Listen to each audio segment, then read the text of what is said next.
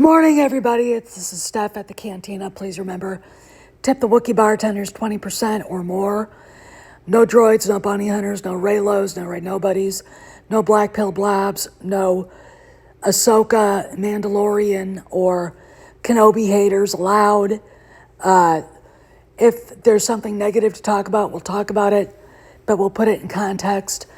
We don't do hate of Star Wars here. EU fundamentalists are not allowed either. Anyway, there goes my rambling introduction today. So I want to talk a little bit about this headline from CNBC, the Squawk Box. Now, I'm going to build you up about what we're about to talk about. First off, we know that Walt Disney Company is in terrible trouble, generally. We know that today was trading just above 84.04. The last time I looked, it could be lower, it could be higher. At this stage, I don't know. It's kind of, it's not quite middle of the trading day, but you know, we're basically in the middle of the trading day. Anyway, how did we get here? Well, first off, we could talk about buying 20th Century Fox and Fox Searchlight and putting $71 billion in debt on the Disney books. That's the first thing. The little fish, the eyes were too big and got suckered into buying something that they shouldn't have bought. The catalog, of course, of 20th Century Fox is big and good, but they haven't used it. They haven't done anything with it, which it's just laying there, money being wasted, in my opinion. Okay, then we have the pandemic. The Disney parks closed. Disney lost a lot of money and had to take out more loans to the tune of $11 billion a pop, including one, if I remember right, from Canada, the Canadian government. I know you're all scratching your heads, why would you do that? But there you go. Which gives them probably an over $100 billion debt, corporate debt. And the thing about it, to me, is when I look at that corporate debt and I look at the fact that they're not bringing enough money and they barely have enough to service the interest rates on that debt, you have to blame Bob Iger. Okay, first off, and again, let's talk about hiring LaToya Ravenel, LaTondra Newton, letting ESG be forced down their throats by BlackRock and, at one time, Vanguard. And now it's not really a big thing for even BlackRock. Reuters announced earlier, or last week, that BlackRock was backing off of ESG. Why? No one's making any money on it. And look at what embracing diversity, equity, and inclusion did to the market cap of Budweiser and Target. Okay, it's doing the same thing to Disney. Okay, and you know, I wanted to caution the fans. You guys were warned that there'd still be woke shit in the pipeline at least through 2024. So the bitching and moaning, crying, and shedding of crocodile tears doesn't concern me because you knew it was happening. All right. You were told that. This has led to Nemo being canceled because it was woke, and another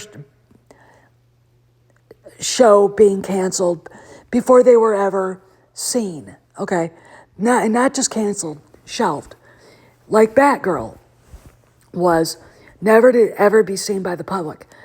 And the reason is, now that we know this, and according to actors on the picket line, they're shelved and canceled because the companies like Disney, like Warner Brothers, Discovery, Sony, Universal, Paramount can take the tax write-off.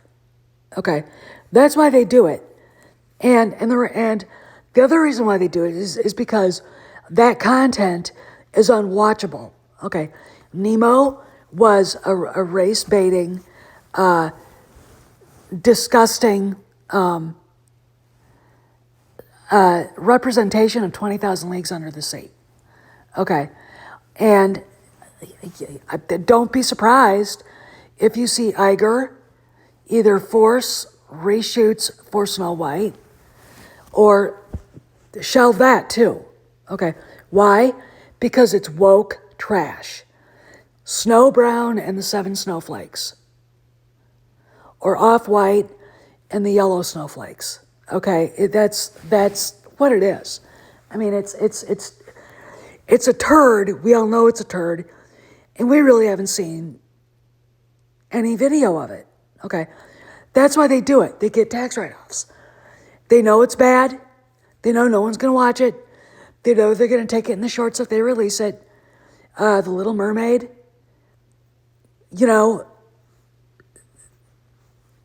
take it in the shorts. Buzz Lightyear. No one wants to see lesbians in a children's show. Okay, I don't care what people in California think.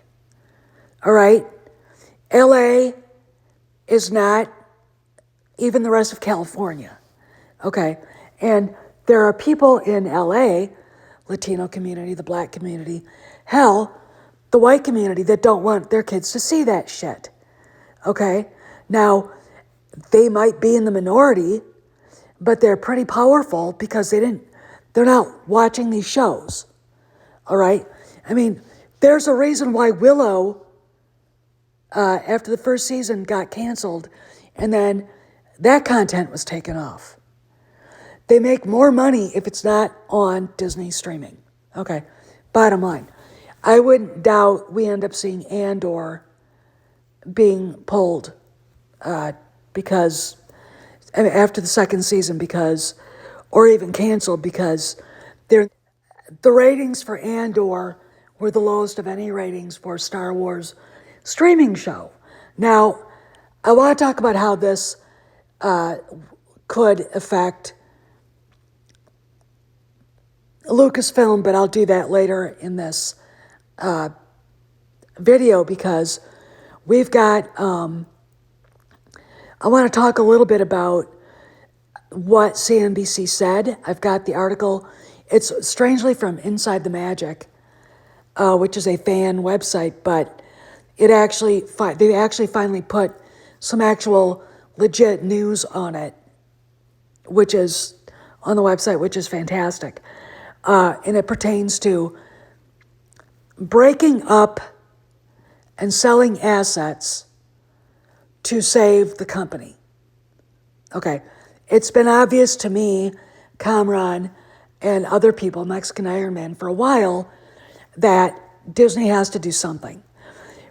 Iger is the one who hired the woke people, so that's his fault.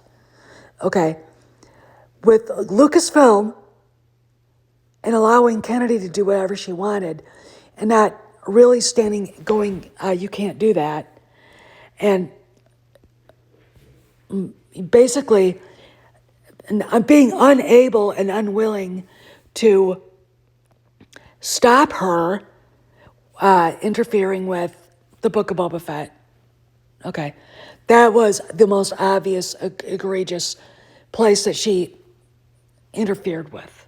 Okay, and that's Iger's issue. He let her do it. He wasn't paying attention. That's Chapek's issue. But it's also Iger's issue. They didn't necessarily have to renew her contract. Okay? Especially the last one, because she didn't make $1 billion on the last one. But again, September's coming soon. And, maybe this October's the end of the road for her. okay, at Lucasfilm. We don't know. But this is about Disney, its financial mess, the fact that Iger came back to fix what he broke, okay, which is at least an admirable quality, okay? I find that to be admirable. Most people who have the kinds of personalities he does would not be doing that. So let's talk about that. For 10 long weeks, the Star Wars company labored on the suburban London sound stages, bringing to life a film that had begun as an idea with George Lucas 3 years before. Oh, this is from Inside the Magic, and I'm going to kind of read it, and because it gave a pretty good explanation of what the Squawk Box stated, and I'm going to put the Squawk Box video in the descriptor in this video so you guys can watch it. So here we go. The Walt Disney Company has been falling short on Wall Street for the last several weeks, hitting a record low price of $83. All right, now I said before that the DIS stock price, the last time I looked, was $84.04. It could be higher or lower. Again, I'm going to remind you guys, in March of 2020, it got down to $79 a share. But that was right when the pandemic hit. Everything was closed, and they had like actual bears running around the park in Florida and deer running around the park in California. That's how empty it was. So a lot of these financial issues can be attributed to the recent struggle Disney has faced over the last few months and years. All right. The biggest challenges and obstacles was COVID pandemic, and of course, get woke, go broke. And, a lot of people, because of that, fans, would say Disney changed for the worse, and they would be right. That is Bob Iger's fault. At the parks, you didn't get as much food as you used to. Prices got more. It's all very expensive. You cannot take a family of 4 to Disney World without maybe spending $10,000, and that doesn't necessarily fit in food and beverages. Okay, I mean that's just that doesn't count merchandise either. Well, and of course, then you've got the battle between Ron DeSantis and Disney because of the Parental Rights and Education Act. Okay, you guys might think I dislike Ron DeSantis. I think he's a great governor for Florida. He's been doing a great job since he started running for president. I don't think he's been doing a good job. He's not ready for it. You're ready when you're ready for the big time. And he was not ready for the big time. All right, which is why in some polls, he's behind Vivek Ramaswamy basically the Republican primaries, who's going to be Trump's vice presidential pick. And I can tell you the people he won't be picking: Chris Christie and Mike Pence, and Asa Hutchinson. Okay, not those guys, no. So we've got those things going on. And also the fact that something happened with missing billions of dollars, and Christine McCarthy, the former CFO of Disney, and she's left for health reasons, called up Iger on a weekend last, November? And literally that night at the Elton John concert, Bob Chapek, the CEO, was fired without cause.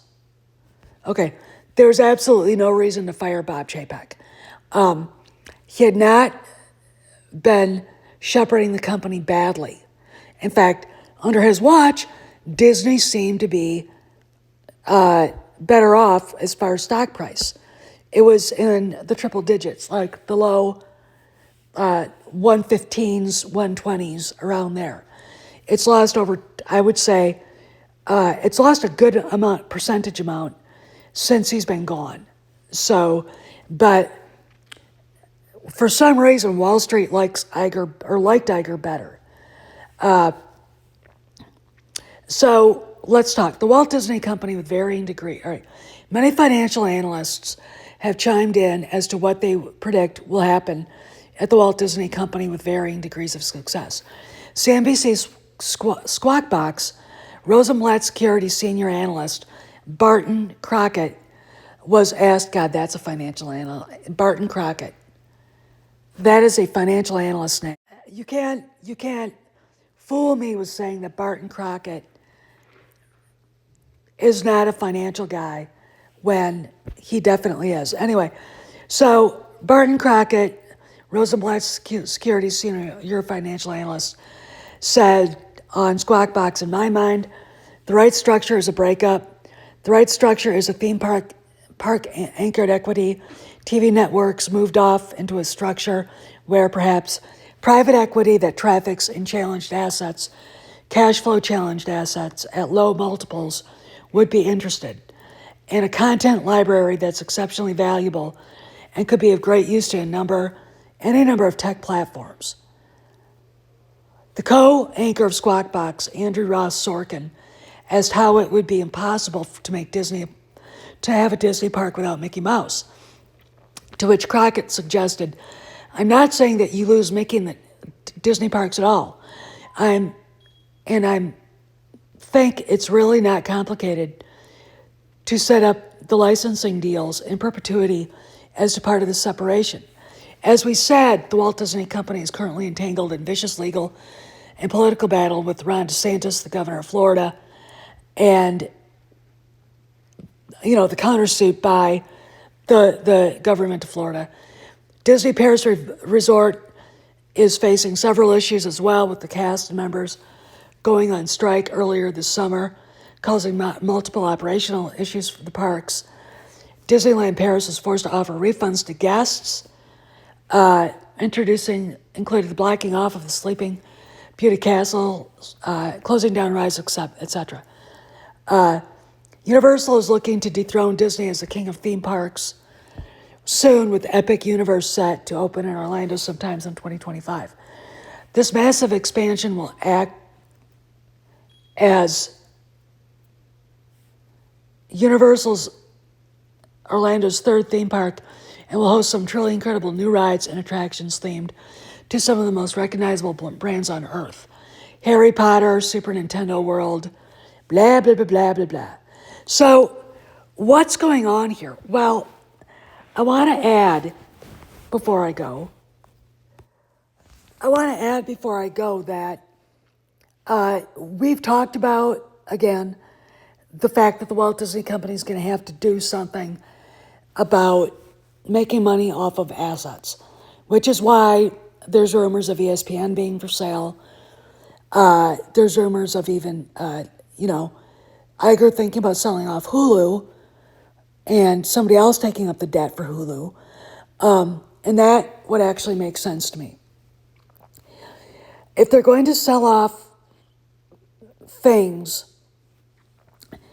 you could sell to the Asian Land Company your half of the Walt Disney theme park in Tokyo and just keep up the licensing fees. Okay, it could still be Disney. It could still be whatever. And you'd still get money from it, but you would get money from basically not ownership of ownership of it, just the licensing fees. Shanghai, Hong Kong, with the problems going on with China, it might be a good idea to start thinking about divesting in China completely. Okay, what else? As far as licensing out things like Mickey Mouse, Cinderella, etc., that could be something they could look at. Okay, that could be something that could be a feasible thing. What about the studios? Nothing was said about Marvel, about Disney Animation, about Pixar, or, in our case, Lucasfilm. We are here for Lucasfilm and Star Wars and Indiana Jones, and In my opinion, you could, if you had to, license, because I've done this with parts of the Marvel Universe, Spider-Man, okay, and other pieces of Marvel, X-Men, for instance. As far as Star Wars, maybe another studio would like to be part and parcel ownership of, or buy a license to make Star Wars movies, Star Wars TV shows, etc. Okay, with no interference from Disney, except for we distribute it. Okay, we own it still, or we sold you the license. We will distribute it, but you guys write it, get your directors, and hire your cast, etc. Okay, because another company may or may not be beholden to follow the Kathleen Kennedy dumpster fire. Okay, but that's a whole different story. This is just an article and a newsworthy item I thought that you guys might appreciate, because this does affect Lucasfilm. Okay, whatever happens to Disney Central will affect Lucasfilm. Okay, and we just have to see where this is all going to go. Again, I don't like the fact that they're keeping everything very much a secret and playing everything on the down low as far as Kennedy, what's going on with the Acolyte. So many things about that are just, it's really impossible to decipher what decisions are being made and, what the status of Kennedy is. When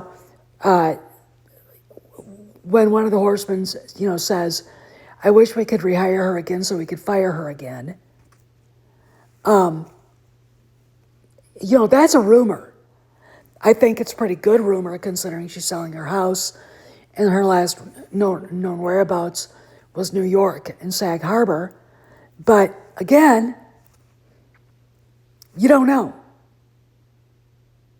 Okay, because Disney won't announce restructuring at Lucasfilm, which, by the way, if I was an investor, and I am actually, I would buy more stock if I thought they were actually doing something.